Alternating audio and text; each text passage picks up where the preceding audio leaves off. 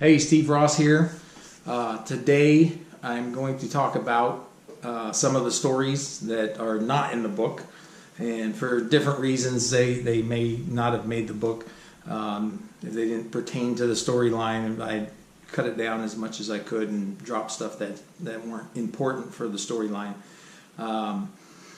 So let's go. The hillbilly stuff. I had a friend years ago who I'm an electrician. I'm not really that good at plumbing stuff, and I ran into a problem trying to fix a shower drain, and so I asked this friend to come over and help me out because he was good at that stuff, and he helped me out with it. And then afterwards, my wife and I fed him, and he's eating supper with us, and he said, "I've got a question for you." He asked my wife. He said, "I hear all these hillbilly stories, and I need confirmation on whether this stuff is true or not." And so she told him the story about when I took her to my hometown to visit different relatives, and one of the relatives' houses, my cousin was sweeping the dirt floor. And as soon as we got in the car getting ready to leave, she said, "Why was your cousin sweeping the dirt floor?" Because, if you're not a hillbilly, it doesn't make sense. It's already dirt. Why are you sweeping dirt? And I said, "Well, did you notice her feet?" She said, "Well, she was barefoot." I said, "Yeah, but the reason that you sweep the dirt floor was to get rid of any little rocks or twigs or things like that can hurt the webbing in your toes." And she said, "What?" And so that's when she found out that I wasn't joking about some of the hillbilly stuff. Well, she told my friend this story, and he laughed. He thought it was hilarious. And so fast forward about 5-6 years into the future, and I had a family reunion with that side of the family, and I had posted on Facebook about the family reunion. Well, my friend, that friend that helped me with the drain, had made a comment asking, "Is this the side of your family that has webbed feet?" And I was like, "Oh no, he didn't," because all of my cousins are friends of mine on Facebook. Now they're gonna, because all of them are gonna look at that post about the family reunion and the pictures. Now all of them are gonna see this. So I'm calling him, I'm texting him, I'm messaging him, trying to get him to take that off. And all I had with me was my cell phone. My cell phone is a Windows cell phone, so I don't really have all the apps to be able to do stuff. In Facebook, I could post a picture, I could post a statement, and that's about it. Very limited in what I could do, so I couldn't even take his comment down. And I was thinking, oh no, my cousins are going to be so mad at me. And eventually they start chiming in with, "I've got web feet." "I've got web feet too. I had those webs surgically removed from between my toes years ago." And all these comments kept piling up, my cousins admitting this. So I was relieved that nobody got their feelings hurt. And I finally got a hold of him, and he was like, "Oh my God, I can't believe you had that many cousins who were saying they had webbed feet." So that's a little bit of the hillbilly humor. And I've got a few more stories I'm going to share with you on this one. In chapter 2 of the book, I tell two of the stories about kind of messing with my kids, trying to train them to not tell on me. Some of the stories that didn't make the cut, I just used one story from each one because I thought it was a little bit overkill to tell all the stories. But one of them with my son was I had a day off from work to take care of, I think I had a doctor's appointment. So anyway, I took him to daycare, and he asked me when I was dropping him off, "How come you're not going to work? How come you brought me?" And I said, "Well, because today we're going to move the house." We lived on an end lot next to a very large pond. So I told him, I'm gonna move the house onto the pond, and it's gonna have a dock, and so what we'll do is we'll use a boat to go to the house, and then when we leave, we'll just get in the boat and come back to shore. So we're gonna live in a houseboat. And he said, cool. And so I left and did what I had to do, and later that afternoon I went and picked him up and brought him home, and it started sprinkling a little bit, and I pulled up into the driveway, and he's just sitting there, and he looks at the house, he looks at the pond, looks at the house, looks at the pond, looks at the house, looks at me, looks at the pond.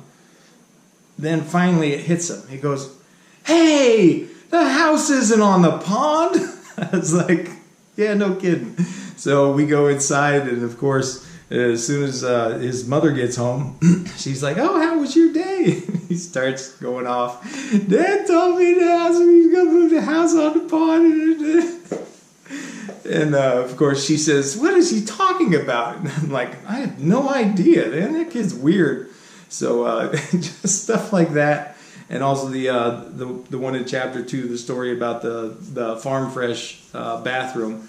It only took a couple of those with him before he understood that he couldn't tell on me, because he didn't know if I was just messing with him or if it was real. But he knew that as long as he had my back, I had his back. And so that's another one of those stories with that. So one of the times that we messed with my daughter, actually my son started this one. It was summertime, and we were scouting some places to camp, different parks and campgrounds. And the one place had a bunch of flyers for camping RVs and stuff like that, along with some trails and things like that. So we grabbed a whole bunch of these flyers. Then we picked my daughter up, and she gets in the car, get her buckled in, and she sees the flyers there, and she's like, what's this? And my son's the one who started this one. He said, oh, you can't tell anyone, it's a secret, we can't tell you. And she's like, no, tell me. And he said, well, Dad bought one of these, and it's a birthday present for Mom, it's a secret. And she says, well, where is it? And he says, well, it's getting fixed exactly how we want it. And then I chimed in. I started saying, oh, yeah, we had to make it so the inside was just like your mom would have liked. And we went on with details and stuff like that. And then, we're getting close to home. It only took about 10 minutes to drive home. And he reminds her, look, this is a secret. You can't tell anybody. You can't tell Mom. You got to keep this a secret, or else the surprise will be ruined. And if you tell her, then Dad's not going to let you stay in it. And I'm looking in the rearview mirror, and I could see her. She puts her head down like this, like she's sad and thinking. And after about 5 seconds, she starts crying. Ah, ah. And we're like, what are you crying about? And finally she says, I can't keep a secret. It was so funny. And we're trying to calm her down, and then by this time I parked, and she's still going crazy. And we're trying to tell her, all right, it's just a joke, we didn't buy this. And she's like, no, you bought it, you're just saying that to make me feel good. And stop crying. And then finally she won't stop crying, so I'm like, fine, here's how we do it, Ryan. And I told him, and hey, we got to do this. Anything your mom asks, just say, we have no idea what she's talking about. Just play it cool like that. And so as soon as we get in, she's hysterical, snot coming out, still just crying, and you can't even understand what she's saying. And my wife was getting all mad at me and my son. We're trying not to laugh, but it's so funny. We couldn't help it. Anyway, we got yelled at. She didn't know what happened, and so we tried. Eventually, we tried to explain it to her, but my daughter just didn't get it. But it was funny how the whole thing came about with my son actually starting this. And so anyway, that's another one of the stories on that topic. That one didn't make the book, but I got some more stories for you. Stick around. One of my stories from when I was in Orlando, Florida, in the book, I tell the story of my first couple weeks there and the girl in the quad. But there was another girl who didn't make the book. Her name was Monica. I'm not saying any last names. Her name was Monica, and I actually dated her for October, November, December, January, 4.5 months, around 4.5 months, somewhere between 4 and 5 months on a regular basis. And one of the things that happened there was because she worked in the on the base in the hospital. She was in the medical field, a nurse or X-ray something. So anyway, she worked at the hospital, and one of the things that happened was she was going to get written up for dating me, because after every time we got together, she would hurt her back and would miss a couple days of work because of it. Well, the Navy doesn't like that, and the doctor that she worked for finally realized what was going on, and he said, if you see that boy again and can't work, I'm writing you up, because back then I was in shape and young and attractive. Now I'm about to have my total knee replacement tomorrow morning, and so I've gained like 35-40 pounds. So I'm way out of shape right now. But anyway, back then I was like a professional athlete, and to join me in intercourse, you had to be a professional athlete or a stunt person. So anyway, she was going to get written up just for being with me. But so we had to, she said, we're only doing this on just the day before my days off. And one of the things that she noticed was there were other girls coming in with the exact same symptoms. And when she started asking these girls, what happened, these girls started telling this story about this guy that they met and hooked up with, and everything seemed way too familiar and similar to her. So she asked them, what's this guy's name? And of course they said Steve Ross. Well, Steve Ross isn't my real name. She knew me by my real name. And she had asked me about it one day. She said, all these girls are coming in there and they're having the same type of injuries as me, but they're meeting this guy, and when they describe him, he sounds exactly like you, but his name's Steve Ross. Do you know this guy? Because apparently he looks just like you and acts just like you. I was like, no, I'd never heard of Steve Ross.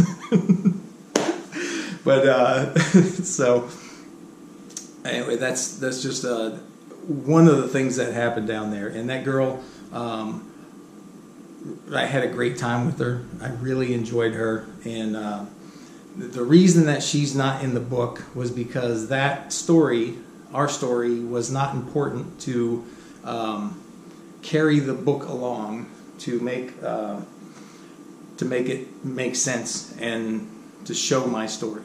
That part of it wasn't important, so she got left out of the book. But I had a great time with her, and we went to Disney World and Epcot several times. After I got married, even while I was engaged, my then wife got very mad when she saw the pictures of me and her in Disney World and Epcot. And we went several times because we're right there in Orlando, and but my wife did not like seeing those pictures at all, because when that was happening, this was right after my wife's 21st birthday, when I was going to ask her to marry me. And so this was after her birthday and after my semi-proposal day. So I was steady with her, and here I had this 4-month relationship with another girl, and had pictures of us doing all kinds of stuff together. But anyway, her story wasn't in the book because I didn't feel it had to be to make the book work. And I didn't put stories in there just to have stories in there. Each story is in there because I wanted to make the book work a certain way. So that was the story of Monica, one of them. So sign up, subscribe, hit the bell so you can get notifications of new videos coming out, and like and share it with your friends.